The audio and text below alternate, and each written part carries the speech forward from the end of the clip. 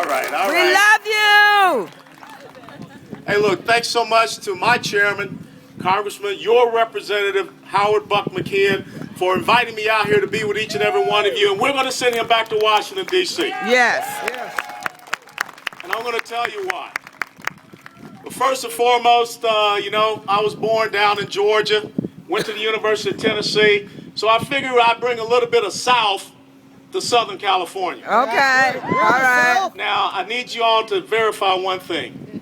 I didn't come out here to eat a tofu burger. Okay. It's for real. I got to tell you, that's real beef over there. All right. All right, as long as it's real beef, then I'm happy to be here. Okay. Look, ladies and gentlemen, this is such an important time for the future and the legacy of our great nation. And first of all, I want to ask, how many mothers do we have out there? Everyone give it up for the mothers. Yeah! How many grandmothers do we have out there? Everyone give it up for the grandmothers. Yay! Tomorrow is Mother's Day.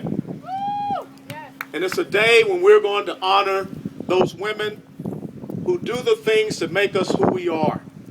And I can tell you that I can stand here right now because of a mother who was born in 1931 in South Georgia. My mother was born in 1931. Who raised me to understand one simple thing, that a man must stand for something or else he will fall for anything. Amen. My wife was born in 1930.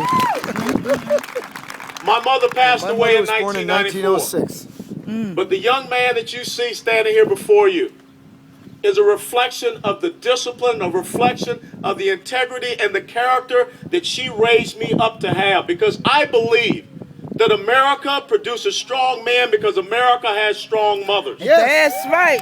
Amen. Yes. But this is the challenge. After Mother's Day tomorrow, after you've had your breakfast in bed, after you've been taken out after church to go to the brunch, or after you've gotten whatever gifts that you wanted, I want you to think about the choice that you have to make as a mother, the choice that we all have to make between two different futures for this country. Amen. You've got these children that are out here. I see a couple of them sitting there eating hamburgers, enjoying this great, beautiful day, enjoying the fact that they have been so blessed to live in the greatest nation that the world has ever known, the United States of America. Amen. But And this is the best state.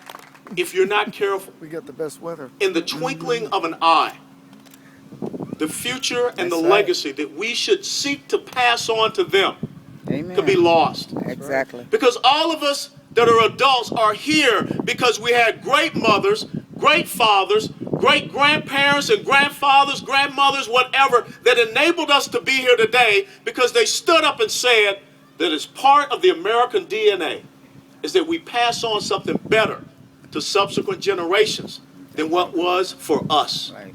And we cannot be the first generation that does not pass that on in our DNA. We cannot be the first generation that leaves our children and grandchildren a diminished America, an America that if you've been paying attention to what is going on in France and Greece, that is the path that we could be on.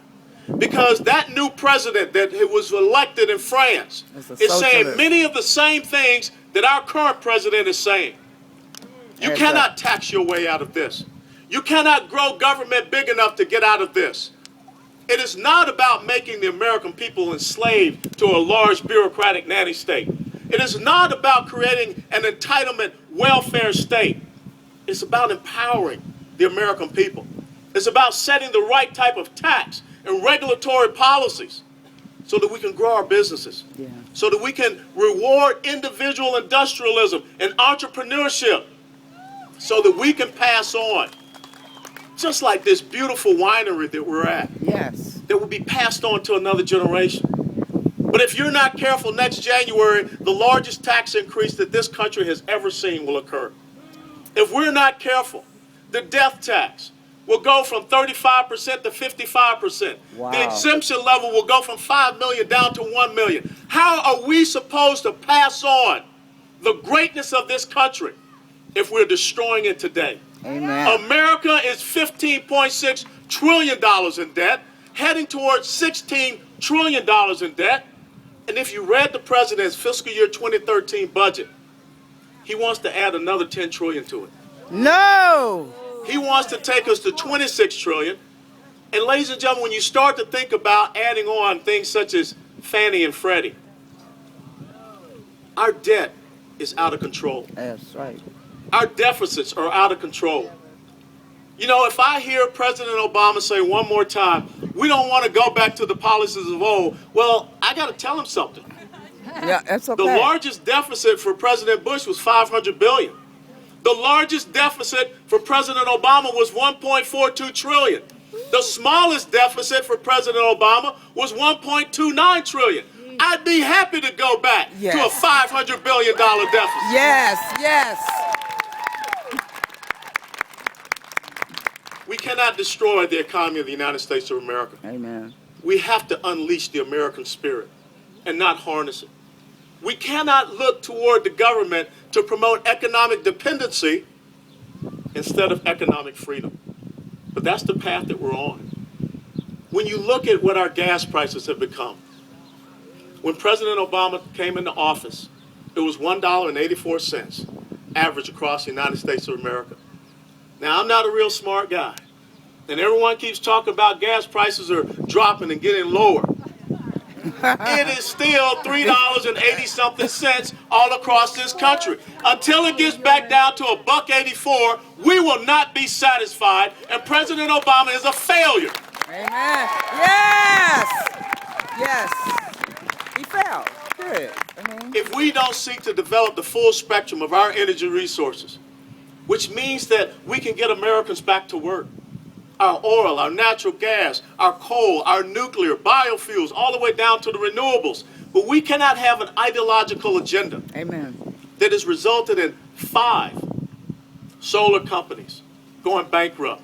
Yeah. Not one. And I think you know about one of them out here. Solyndra. Yes, Solyndra. We're wasting the American taxpayer dollar because this administration wants to be able to pick the winners and the losers in the marketplace, and that is not part of our free market principles. That is not why we have the greatness of this country.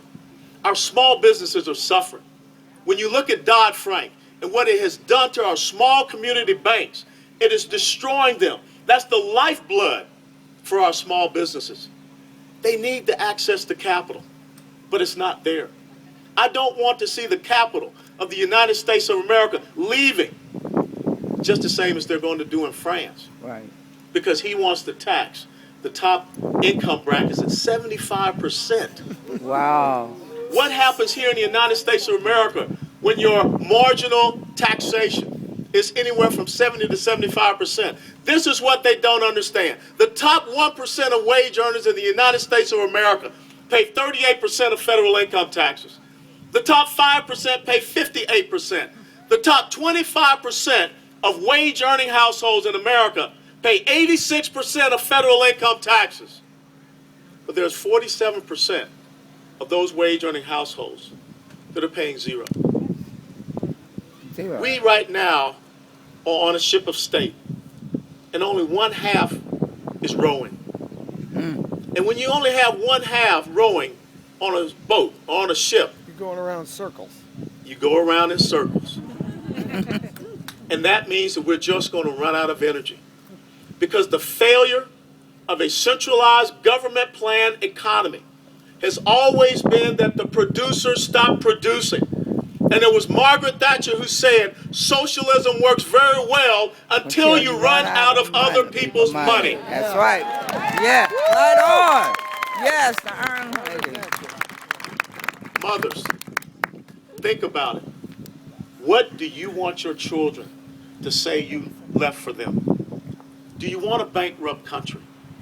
Do you want a country that not only do they have to go to Saudi Arabia or Venezuela, they may have to go to China for energy resources?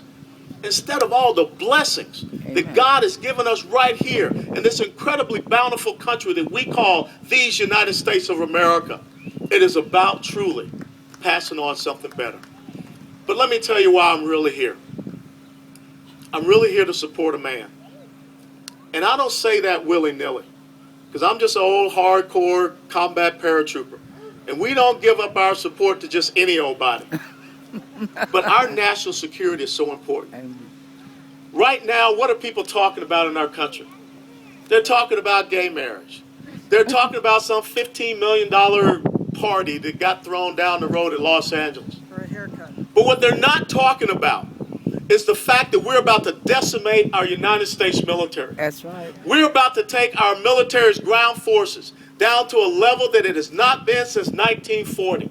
We're about to take the United States Navy down to a position that it has not been since 1915. We're about to take the United States Air Force to its smallest level since we created the United States Air Force.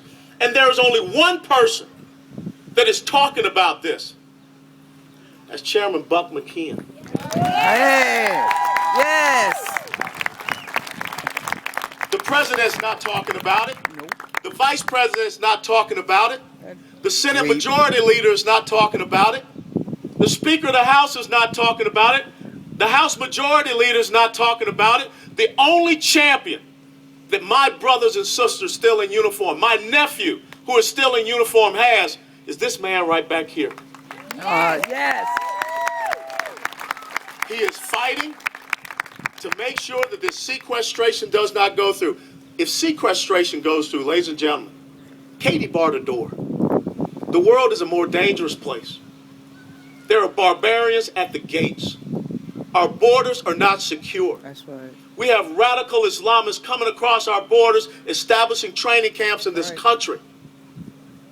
We need to have, as Ronald Reagan, the great governor of California said, and the great president of these United States said, we must have peace through strength. That's right. Yes. Yes. Drawing down your military is not showing strength. But this is what you have to understand. There are people in Washington, D.C. that believe that the bill payer for our fiscal irresponsibility over these past years must be on the backs of the men and women that are the greatest amongst us, the veterans that are out here that have served. That is not the case. The budget of the United States military is about 19.5% of our overall budget. But they are taking 50 to 55% of the budget cuts in this country. Last week, the chairman worked hard so that we could bring up a bill that talked about some of these incredible entitlement programs that have grown out of control. In the past 10 years, the food stamp program in the United States of America has grown by 267%. Wow. And there are people on the other side. Am I right, Chairman? They'd rather have people on food stamps than making sure our men and women that are going out there and protecting us have the resources, the weapons, and the training, and their families are taken care of. To me, that's absolutely reprehensible. That's right. There are people out there that believe that those of us that served 20 plus years in the military, those of us who receive whatever type of wounds, now we should have our TRICARE healthcare fees tripled. You're right. When there was a promise that was made to each and every one of us that if you gave that service, you and your spouse would have quality health care for the rest of your lives. It's just the same as George Washington said. Future generations will judge their desire to serve this nation based upon how well we treat our veterans. Well, right now, we're not treating our veterans very well. That's why we got to have Chairman Buck McKeon back as the chairman of the Armed Services Committee. All right. We've got to make sure that he has someone as a counterpart at the Senate to be able to continue on the policies that he's working for to protect our men and women in uniform. We've got to make sure that we have a true commander-in-chief in the White House that will get the right type of person to be the Secretary of Defense, the Secretary of the Army, the Secretary of the Navy, the Secretary of the Air Force, so we protect our men and women in uniform. That's right. Yes. That's right. More than just exactly. So again, as you sit here today under this beautiful California sun that will soon be setting over the mountains, think about what you will pass on to your children and grandchildren.